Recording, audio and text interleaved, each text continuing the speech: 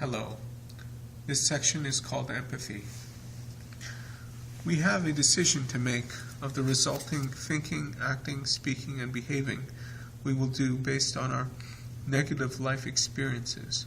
We can either be dark, cynical, skeptical, bitter, negative, sarcastic, and derogatory about life, or we can be positive, hopeful, optimistic, kind, merciful, and understanding to prevent the same negative experiences from happening to other people, or using them to better understand, empathize, identify, and relate to other people who suffered the same or similar experiences, in trying to resolve conflict and begin the healing of people and relationships, intra and inter, for the world to heal and become a better place for the next generation.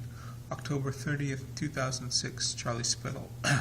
The positive thing about negative feelings, emotions, and experiences is that being exposed to that process helps you better identify and empathize with people who have had negative feelings, emotions, and experiences. That rough process of suffering helps you better understand the other, enemy, foe, or friend, through vicariously experiencing their pain, pettiness, or selfishness by drawing from a parallel experience. Similar reasons, motives, feelings, and thoughts, actions, or speech that the other might have or perform, especially if it's against you. Remember, as the Buddha said, see yourself in others. Whom can you hurt? What harm can you do? Charlie Spittle, January 14, 2005. Negative experiences can not only be seen as strengthening, but also a way to increase your understanding, your ability to empathize with other people of similar negative experiences. Charlie Spittle, June 4, 2004. Never judge someone by what they look like, but always keep in mind everyone else does. Charlie Spittle, November 16, 1997. I try my best not to judge people by appearances. For my whole life, I've been a victim to it. Charlie Spittle, March 27, 2005. To westernized minorities and children of immigrants, you have a decision to make. You can either hate yourself and hate others in the same predicament because they remind you of your situation, resulting in being bitter, resentful, sarcastic, caustic, cynical, jaded, and skeptical.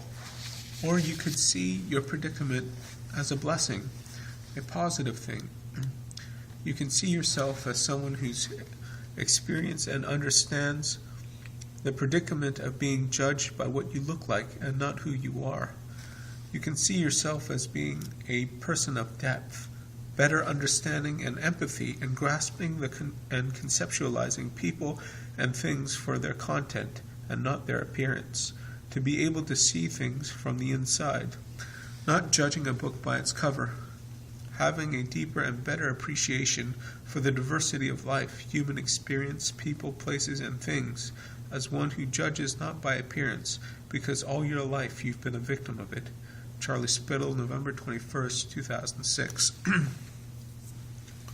I feel as a westernized Eurasian, and I think I speak for all westernized minorities, that North America, Canada, and United States are my adoptive parents, while my birth parents are Southeast Asia, Malaysia, and the Philippines.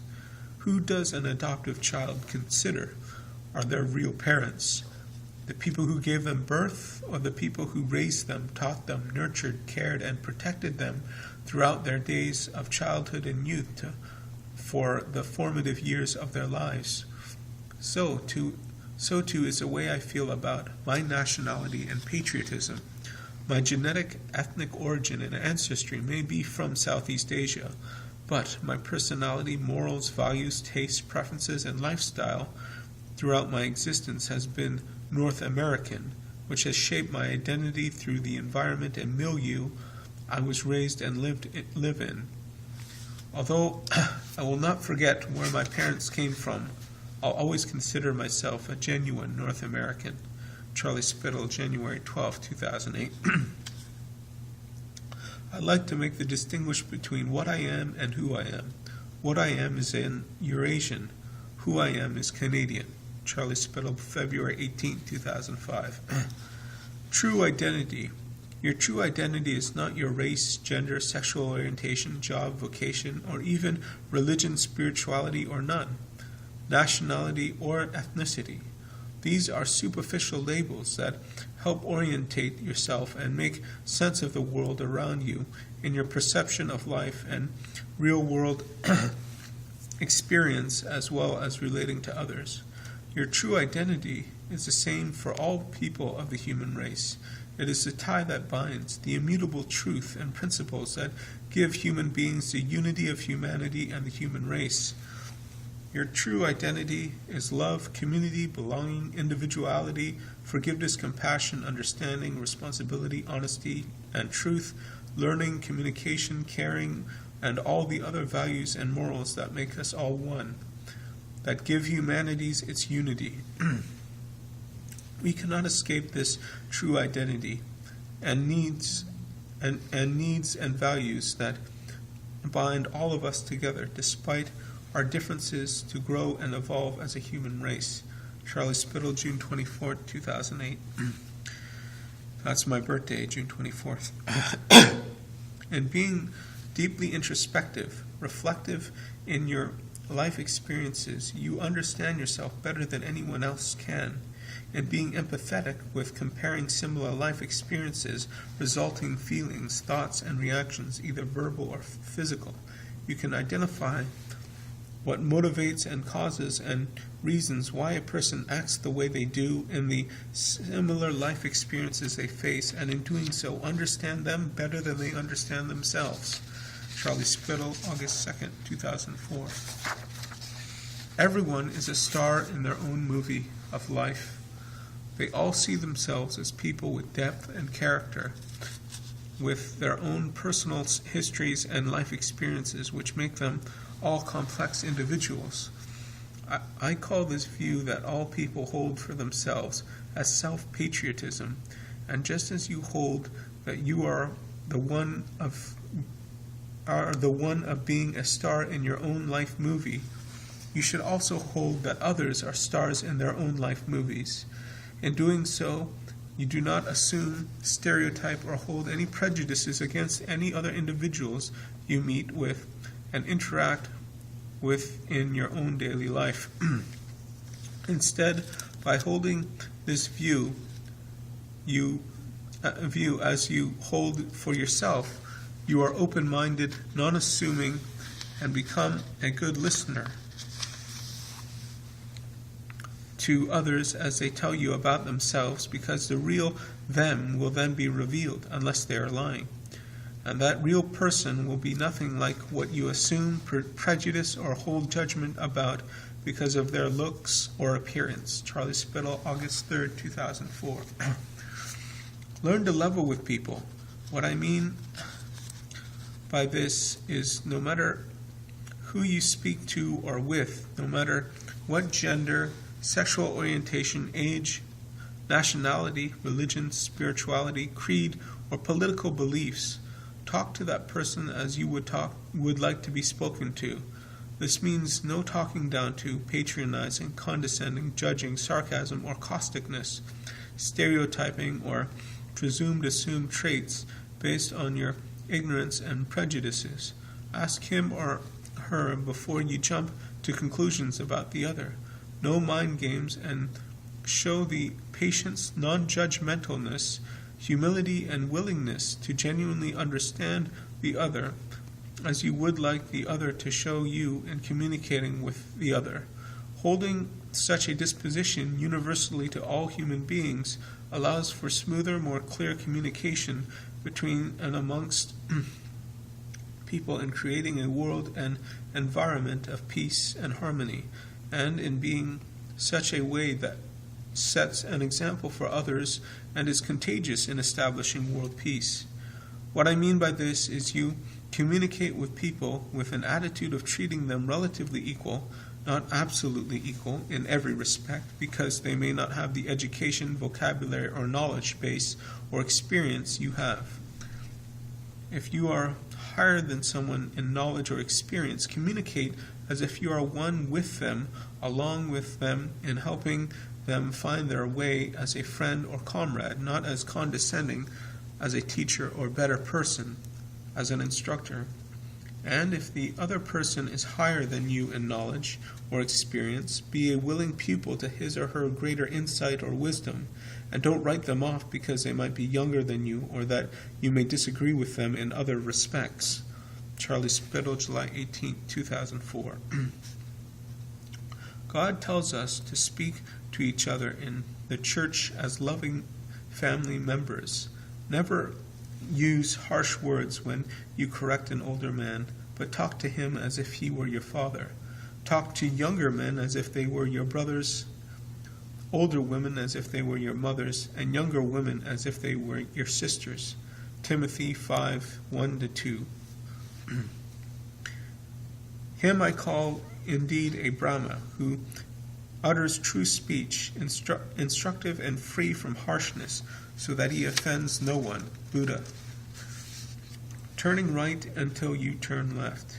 When explaining or teaching a concept to someone, it's like a left turn. Straightforwardly, you turn to your left and proceed, but if you're trying to explain someone and the person doesn't get it or thinks differently, try to understand it from their point of view, even if they're wrong.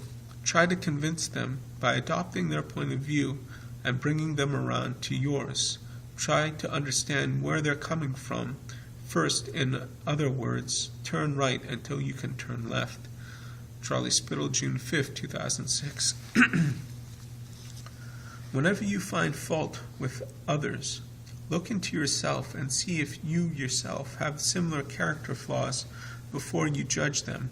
It is only through empathy that tolerance, patience, and understanding grows.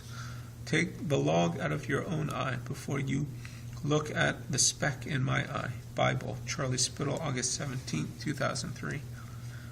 I took a course, Intro to Fiction. Its theme, Encountering the Other. It taught me to learn to empathize and understand other people's point of view.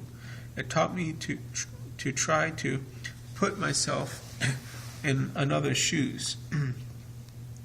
As a result, it gave me a greater appreciation for humanity and the human condition, which we all share and experience. October 24, 2006, Charlie Spittle. Through identifying with others by drawing on parallel experiences, you can empathize, walk in another's shoes, feel and experience things from their point of view, through their eyes, and ultimately get a deeper sense and appreciation for the reality of their situation. The net effect is getting a greater sense of truth and reality of this world and existence. An example of this is the racism, stereotyping, and resulting self-loathing I've experienced in being born and raised in white North America, suburbia, but having the phenotype of an Asian male. My personality, identity, and the way I think and speak is that of a Caucasian North American, but outwardly looking I am Asian.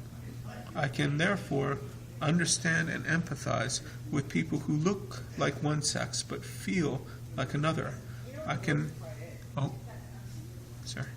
grasp reality and the gravity of their situation and get a better and deeper appreciation for the diversity of life. Charlie Spittle, November 25, 2005. It is important that we understand the enemy, empathize, sympathize, and conceptualize where they are coming from. For if we fail to understand our enemy, then how do we expect to make peace with them or prevent future ones from occurring? Charlie Spittle, May 22, 2004. It is imperative that we understand the other and where she is coming from so we can better get along. We disagree enough as it is. It would be a shame, pity, and a waste if we disagreed with each other, not because we don't see eye to eye, but really because we misunderstand each other. Such a tragedy would only be another obstacle to world peace, understanding, and reason. Charlie Spittle, May 22, 2004. We must truly try to understand another's point of view before we decide to completely disagree or not compromise to it. If we don't, we'll never establish a mutual peace. Charlie Spittle, December 11, 2005. The little death Shakespeare said that losing one's virginity is this. I say this is a selfish axiom. A more selfless and altruistic definition of a little death is the first time you insult or laugh at someone that you yourself wouldn't tolerate. Charlie Spittle, June 29, 1998.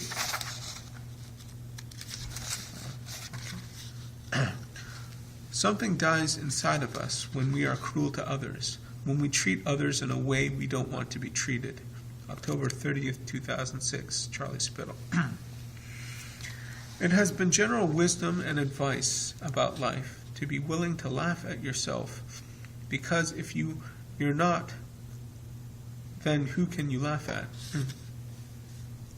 Such wisdom based on humility is good advice, and if everyone took it, the world would be a better place. But I would like to amend that piece of advice to say that don't make fun of anyone else unless you be willing to laugh at yourself with the nature, content, and way of delivery of the joke, insult, or mocking if it was bestowed on you. Some people may say that that is a fine line and that it would be ambiguous to know where the limits would be. I believe such a belief is nonsense. I believe people intuitively know what is an acceptable joke or not when it comes to the other, and it's based on their conscience. I'll make some exceptions about cultural and ethnic and nationality differences if the person grew up in a world of a different type of environment or milieu. He or she may not be aware of the do's and don'ts of different society that she or he finds him or herself in. But generally people know better. Charlie Spittle, July 19, 2004. Everyone is fair game and potential targets of humor and comedy, and that's never going to change. Some say it's good, some say it's bad, some say right, some wrong. I say it's natural. But what we can change is our disposition, attitude, and reception of being made fun of this truth. We can change, be more humble, magnanimous, and graceful in blocking and or laughing at ourselves and not taking yourself too seriously, because if you can't laugh at yourself, who can you laugh at? Time to be an adult and take it. Everything is funny to someone as long as it's happening to someone else. Will Rogers. Charlie Spittle, May 28, 2008. Usually, when someone looks worried about making a minor mistake or mistakes, it's because he or she is harsh on others who make minor mistakes, and he or she feels he or she should be judged and feels guilty accordingly. Charlie Spittle, May 29, 2008. Empathetic humor. You don't make jokes for fun of other people unless you would be willing to laugh at it yourself if you were in their shoes, and or if you felt you had the courage to say it to their face and face the consequences of their reaction. Charlie Spittle. Empathetic humor. Don't crack jokes, mock, tease, laugh at, or play pranks on others that you yourself wouldn't tolerate. Accept or find humorous and be able to accept it with your own humility. People may say there's a fine line of individual discretion, but I say this is nonsense, for deep down we're all the same despite race, class, gender, nationality, or spirituality, identity, or creed. Charlie Spittle, December 9th, 2007. Usually we treat people younger than us by the memory of how we were when we were that age, and or how other elders treated us when we were that age. If we were shallow and superficial, we treat youth that way. If we were deep, reflective, and serious, we treat youth that way. I say treat youth as they are, by how they say things and act, not on how you were or how you were treated when you were at that age. Charlie Spittle, September 9, 2006. Adults treat teenagers like they don't know anything, and teenagers treat adults as if they never were teenagers. Charlie Spittle, July 28, 2008. To the youth. It's tough being young. I've been there before. People write you off, don't take you seriously, treat you like you know nothing, patronize you, and don't do what you say or ask them of them, or do it with resentment because you are younger. They don't respect you. I know not all adults are like this, but some are, and as usual, the strongly negative experiences tend to be highlighted in memory more than the positive ones. But there's a way of getting ultimate revenge and retribution to those who disrespected or disregarded you for being young or in your youth for older people. And that is treating the younger people you meet with dignity and respect, and being able to listen to what they have to say because you intimately know how it feels otherwise. You have the power to break the cycle of hate, disrespect, bitterness, and prejudice of youth to improve intergenerational human relations in the world. Charlie Spittle, July 30th, 2008. Talk to kids like adults. They'll like it. It inspires and aspires them to be more mature, responsible, and grown up and independent, and it shows you believe in them and their potential to grow, and that you understand to get respect from youth, you have to give respect to them. Charlie Spittle, July 30th, 2008. Never be too proud to learn from others, especially if they're younger than you, because that's where unexpected wisdom, insight, truth, good advice, and counsel come from. For everyone is a unique and non-repeatable gift from God. Even though our experience may be the same, how we perceive, deal with, cope, survive, and grow from them may be different. Charlie Spittle, July 28, 2007. Age is not the right to respect, nor the source of wisdom. Respectfulness demands respect without words, and experience, independent of age, is a source of wisdom. Charlie Spittle, November 2nd, 1997. Just because someone is old, that doesn't necessarily mean they're mature, wise, intelligent, and experienced. Likewise, just because someone is young doesn't necessarily mean they're immature, unwise, naive, gullible, shallow, and or inexperienced. Charlie Spittle, July 17, 2008. If you're young and not a liberal, you don't have a heart. If you're old and not a conservative, you don't have a brain. Being an adult is not about age, it's about maturity. That you're responsible for your actions and that you learn from your mistakes. October 30th, 2006, Charlie Spittle. In a different voice, Carol Gillian. Relationship requires connection. It depends not only on the capacity for empathy or the ability to listen to others and learn their language or take their point of view, but also on having a voice and having a language. Page 8. Girls emerge with a stronger basis for experiencing another's needs or feelings as one's own, or of thinking that one is so experiencing another's needs and feelings. From very early then, because they are parented by a person of the same gender, girls come to experience themselves as less differentiated than boys, as more continuous with and related to the external object world, and as differently orientated to their inner object world as well. Thank you.